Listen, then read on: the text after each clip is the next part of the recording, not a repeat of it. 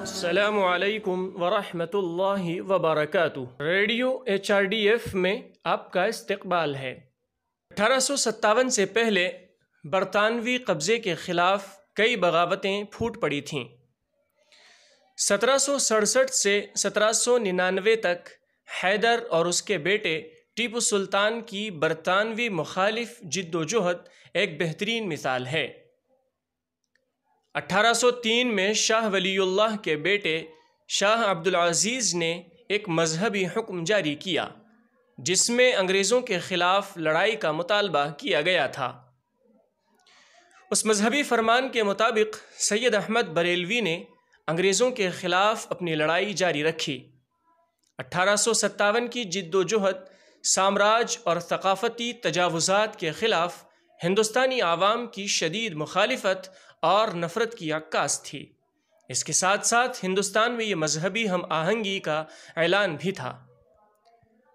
رانی لکشمی بائی، نانا صاحب، حضرت محل، نواب علی بہادر، نواب تفضیل حسین بہادر خان اور نواب محمد خان جیسے حکمران، سماجی ثقافتی کارکنان جیسے تانتیا ٹوپے، عظیم اللہ خان اور وزیر خان، مولانا احمد اللہ خان، حاجی امداد اللہ، مولانا رشید احمد گنگوہی، مولانا فضل الحق خیر آبادی اور مولانا عبد القادر لدھیانوی جیسے مسلم علماء کی جد و جہد نے ہندوستان کو سامراج کے بوجھ سے بچایا۔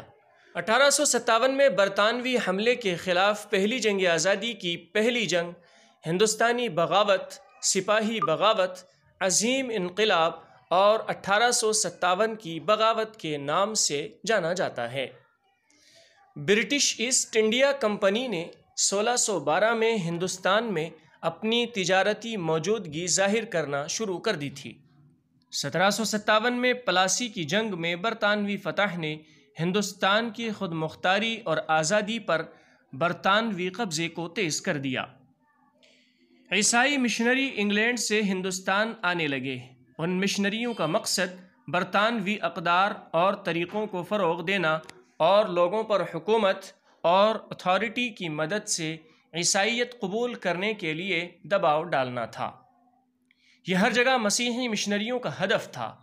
کینیا کے پہلے وزیر اعظم جومو کینیاٹا نے افریقہ میں مشنری کام اور اس کے خفیہ مشن کی وضاحت کچھ اس طرح کی: جب عیسائی مشنری ہاتھ میں بائبل لے کر افریقہ آئے تو ہم افریقی اس زمین کے مالک تھے۔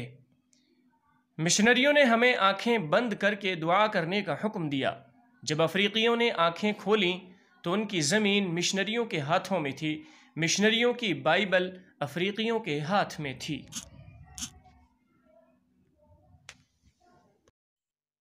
أشرقت نفسي بنور من فؤاد